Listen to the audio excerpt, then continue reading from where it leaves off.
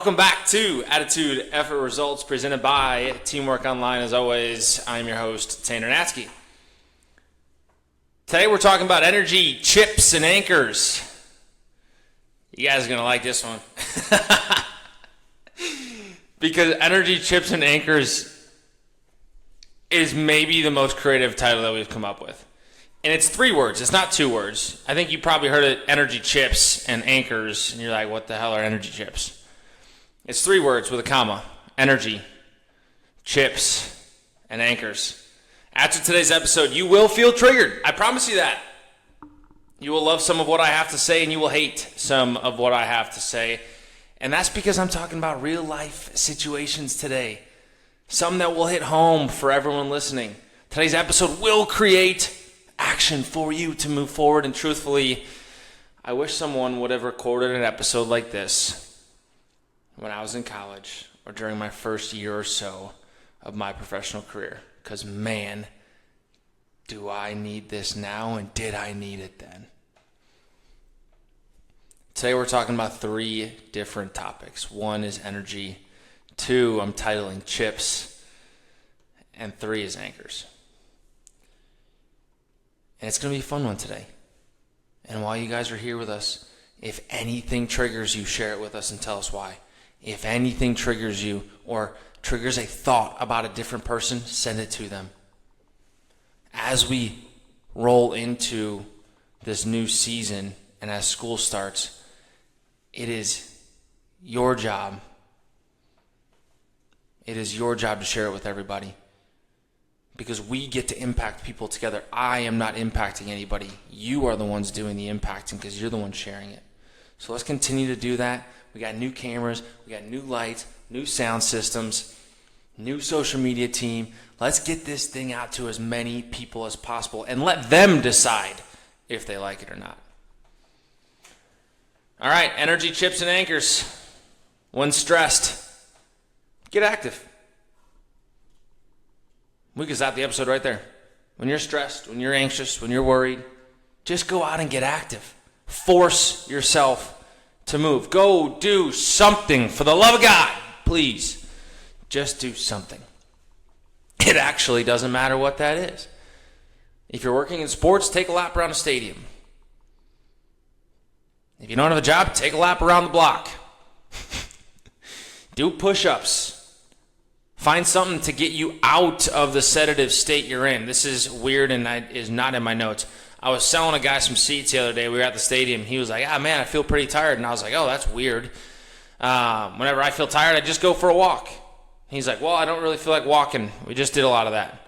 I was like, cool, let's do push-ups. Not joking. In the middle of Footprint Center, the middle of where the Phoenix Suns, the Phoenix Mercury, all these concerts and shows happen, we just dropped and did push-ups. I was in a full suit. We just did push-ups. Guess what? My heart was beating a little bit faster after that. Guess what? I went back to the office a little more energized. It's a weird thing to say and do. I know that because security guards are looking at us going, what is this guy doing?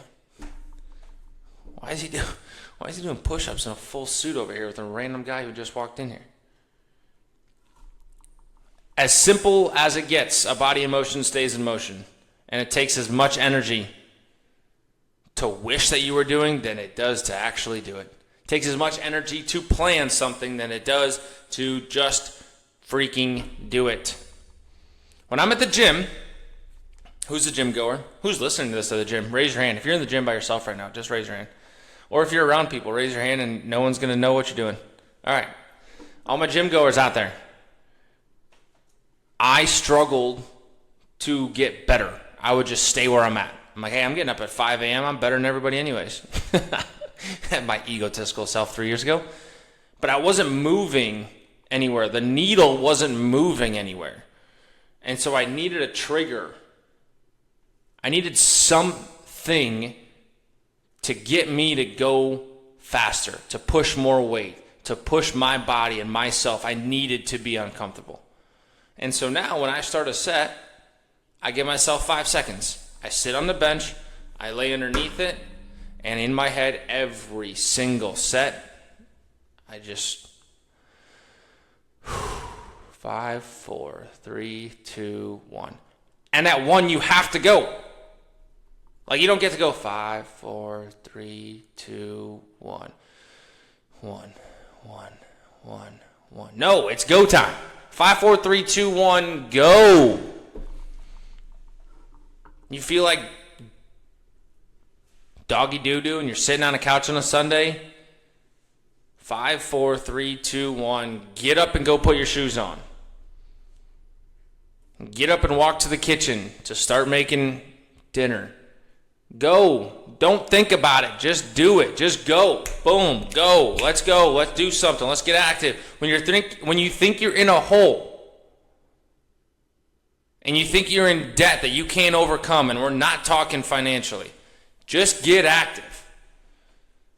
Go play pickleball. Go ride your bike. Go to a karaoke night. Go fishing. Go for a walk. Do push-ups in the stadium because you look weird.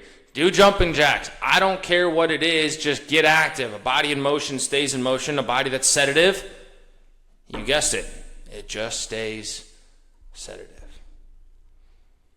When you get stressed or depressed or overwhelmed or anxious or worrying, whatever's on your mind, whenever that weighs you down, it sucks the life out of you.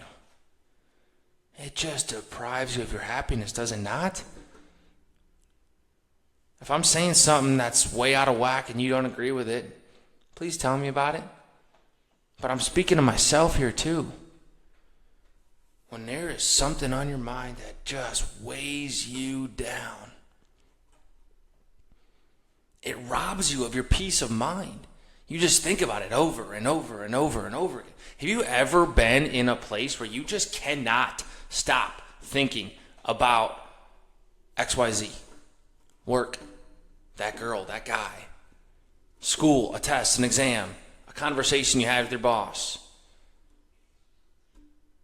You can't stop thinking about it. You just play it in your head over and over and over again. If you aren't able to reset and relax, you begin to let your routine slip away as well. Because it just, all the weight just continues to fall on your shoulders.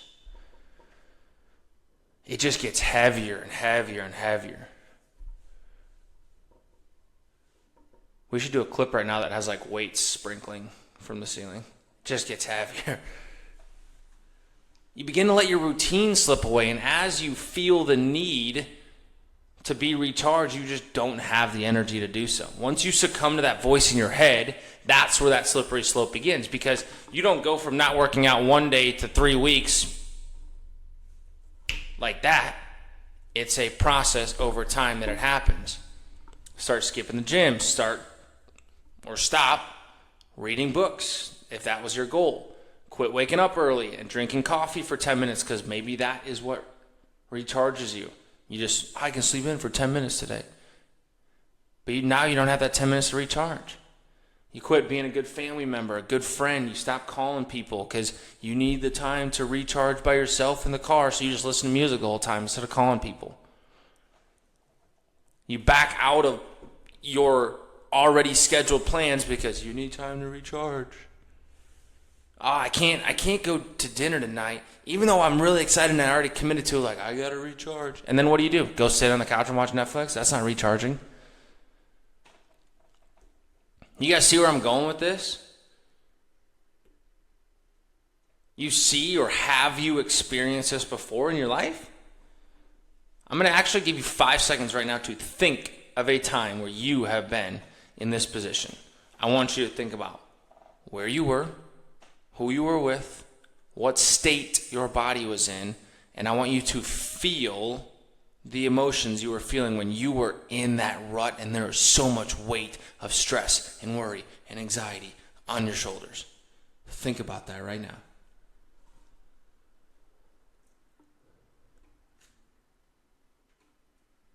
The hard reality is you will not get out of it all at once.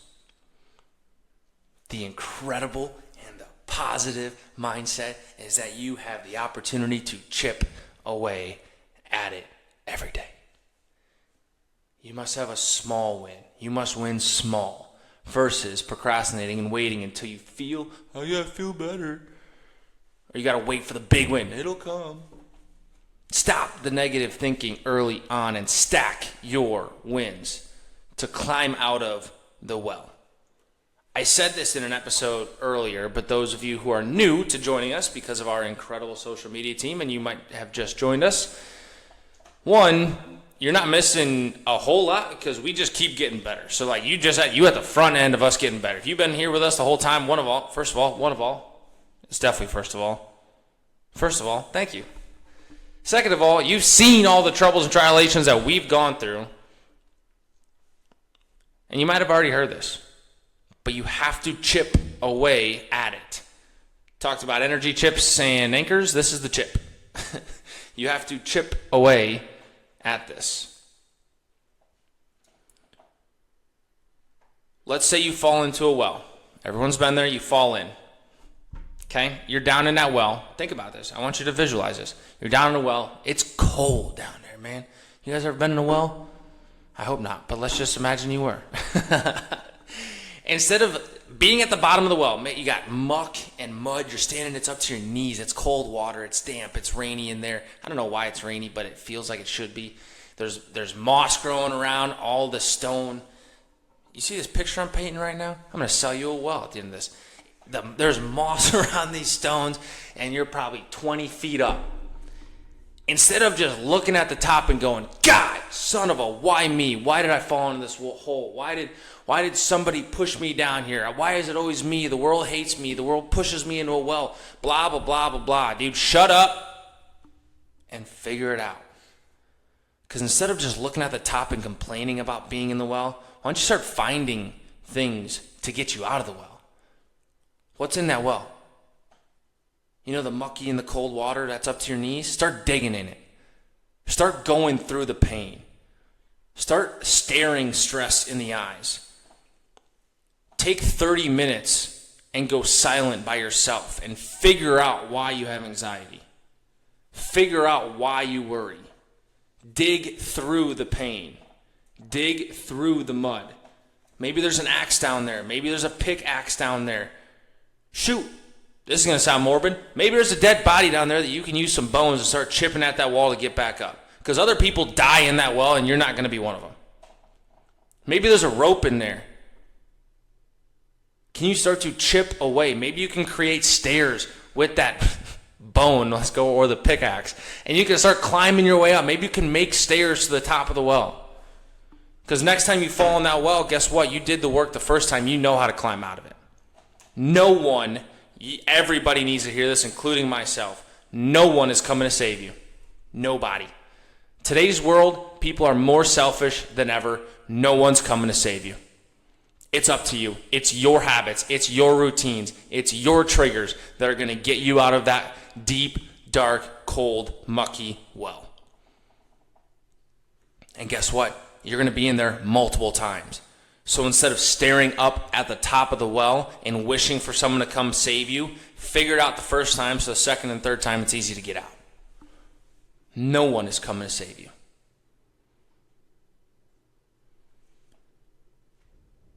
When you are in that rut,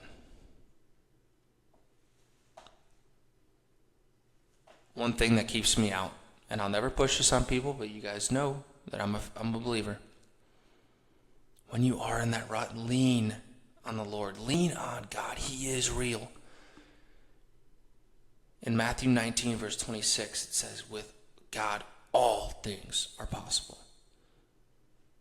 This goes far further than the power of positive thinking. This is the power of God. And that power makes what seems impossible. It seems impossible to get out of that well.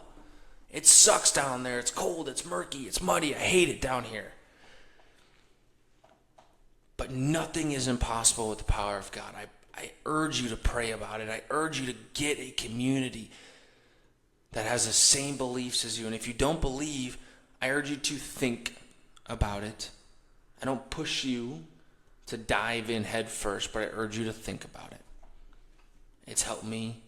Some of the most prominent speakers and athletes in the world continually tell their stories. with their platform, and it's my job to do it with this platform. Find and identify your anchor. Talk about energy chips and anchors. Here's your anchor. Your anchor, one of my anchors is in the Lord. Another anchor that you can find if you're not a believer is in an individual, a person who can help you out of any sticky situation and always bring light to your life. For me, my anchor is Callie. This woman is unreal. Men out there, find you somebody like Callie. She is unreal. Find you an anchor that pulls you out, that does not BS you, tells you straight to your face, figure it out, you suck at life right now. Get back in the well, go find a pickaxe or a bone, and start climbing out. Because sometimes that anchor in your life is meant to pull you up. They are meant to drop the anchor down into the well, and they are meant for you to grab onto it, and they're going to pull you up. And sometimes you're not going to like this. You're not going to like it. You're not going to like this. Sometimes that anchor in your life is meant when you cheat your way to halfway up the well to throw the anchor and it hit you in the head and you drop all the way back down. Sometimes that's what the anchor is for, is to keep you at the bottom just a little bit longer. See, you didn't want to hear that. Nobody wants to hear that. And that's the truth. You have to find somebody in your life that is not going to sugarcoat it. Somebody in your life who will pull you up from those situations and bring light to your life. When writing the episode, Hunter's anchor is his mother. Hunter's been going through a pretty rough time recently, and I have the green light to talk about it. He's been dedicating his entire life currently to his work, to his craft, to his career. Nothing wrong with that. The stress, the worry, the anxiety. You talk about what we talked about earlier today. Where does this take you? When you have all the weight on your shoulders, when you have all the energy towards one thing in life and you can't get yourself out of the rut. That's where Hunter's been. And his mother came to town and helped reset him and his system and helped him get back to his roots. Who's your anchor? I don't have clearance to say this story, but I'm going to anyways. Because nobody right now in this moment can tell me what to say except for Hunter. And he's not giving me any signals to stop, so I'm going to keep going. My best friend in the whole world, actually my best man, wanted an anchor in his life. Specifically for a goal of him to get back into shape. He was one of the best baseball players that I have seen. He's hit baseballs further than I've ever seen in my entire life. And this man was a pure athlete all throughout college. And if you're out of college and into the professional world, you know just as good as anybody that it does not take a lot to not be an elite athlete anymore. I'm not an elite athlete anymore, and it literally took one summer. I went to Washington, D.C., and I was like, oh boy, I'm going to have to eat a little bit cleaner. I'm going to have to work out a little bit harder, scratch that a lot of it harder, and we're going to need to change some habits. His goal was to get, he's not big by any means. He's an absolute strong individual. Just wants to get back into a little bit better shape. He now texts me every day. He goes to the gym because I'm the anchor. And if he doesn't text me, I'm on his ass. I am texting him more than he wants to be. Send me a picture of the gym. Send me a picture of the gym. That's your goal, not my goal. I'm just the anchor. And guess what? When you have an anchor in your life, it is now not just your responsibility. Because his goal is now my goal, and that is my responsibility to now make sure that he is going to the gym. That's my responsibility now. It's my expectation for him. Because you all know out there how easy it is to let expectations for yourself go. But what about if you have expectations from others. Your anchor can bear some of your weight. So I challenge you and I urge you to please find those individuals who can take some of your weight and get you out of the rut you're in. Because your anchor picks you up in ways you cannot even imagine. Their energy helps boost your mood, helps restore you to the person you are. For others, if you're like, man, I have no idea where this anchor's coming from. Maybe you've never been on a boat and don't even know what an anchor looks like. Go to Google. Let's start there. An anchor is someone who holds you down.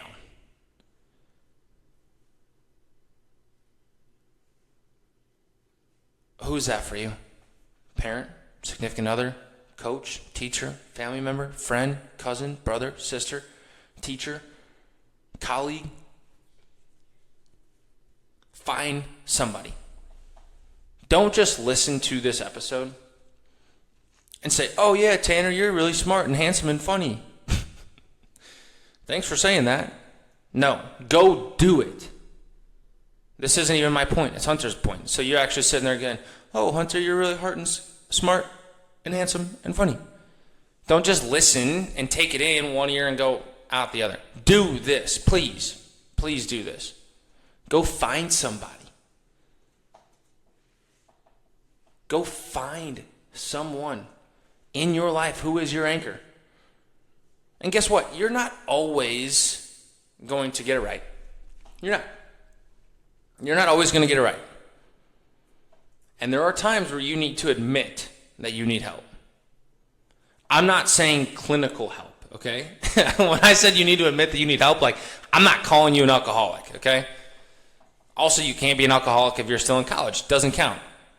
We made those lines very clear when we were in school. If you're in college, it doesn't count. You can drink as much as you want for as many days in a row as you want, as long as you're 21. But guess what? There are times where you need help. And you need to admit that. And there's a lot of strong-headed individuals, a lot of egotistical individuals listening to this. One of the reasons is because that's me. And if you're listening to this, there's some capacity you enjoy what I'm saying, and you enjoy the conversations that come of this. And so there's probably some egotistical or proud or strong-headed bone in your body somewhere. You must allow your friends to help when they identify you need it. Here's an example. I wasn't sure I was going to say this, but you wrote it down, so I'm going to. Hunter wrote this down today. So for everybody listening to what I'm about to say, not my point, not my story, it is true. I'm going to say it from a humble standpoint and try not to throw Hunter way under the bus. But I'm going to read the story and characterize it as I feel fit. But we're starting under the bus. Like, I'm reading this from the bus. I'm not going to throw him any further, but like, that's where this story comes from. I noticed I'm one of Hunter's anchors. Obviously, his massive anchor is his mother. He has identified me as one of his anchors. I identified through hanging out with him and understanding his demeanor and who he is that he had lost a little bit of his step. Fair? He had lost a little bit of his step, a little bit of his fire, a little bit of his passion for working in this industry. Hunter's one of the most passionate individuals in this industry. He lost a little bit of fire.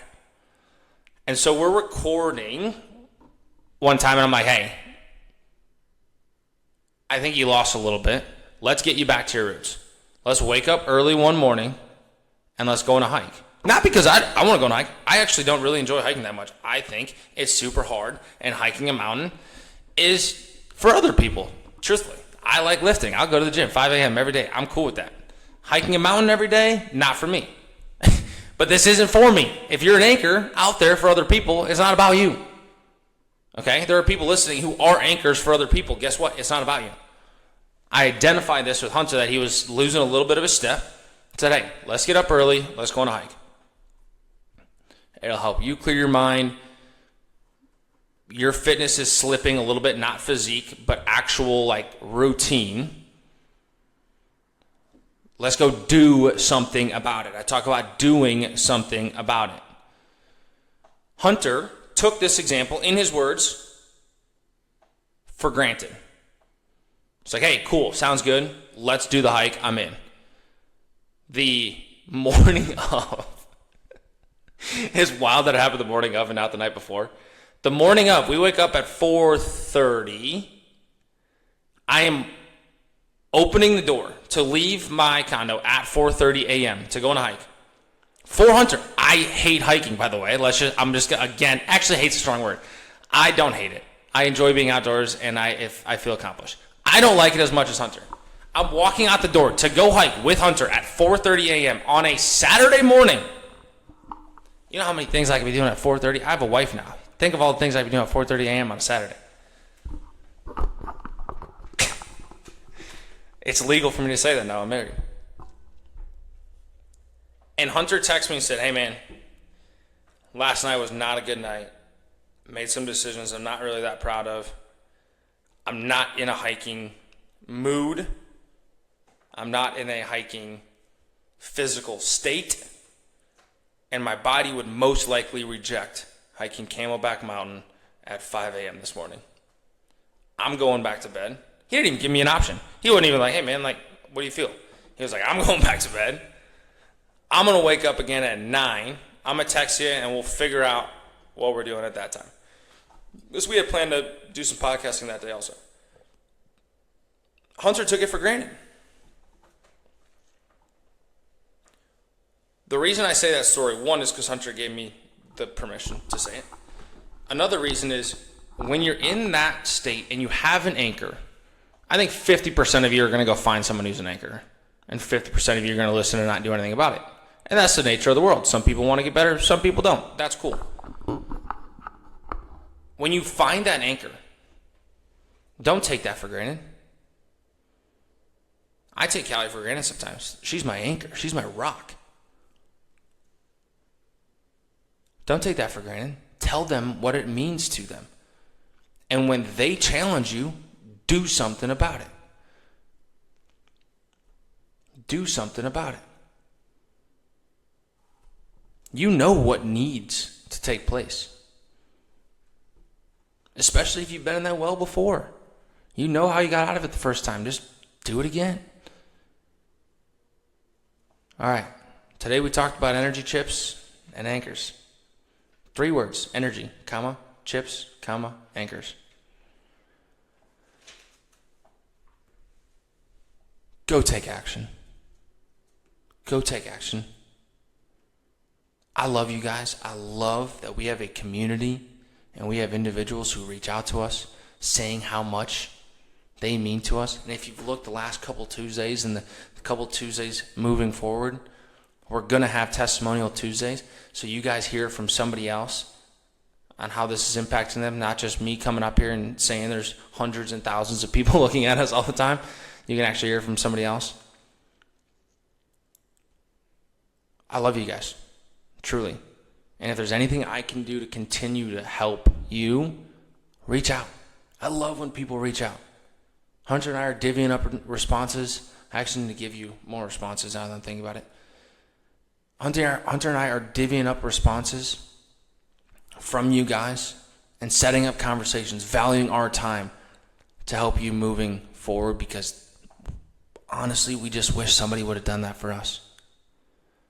Let's impact others and continue to grow together.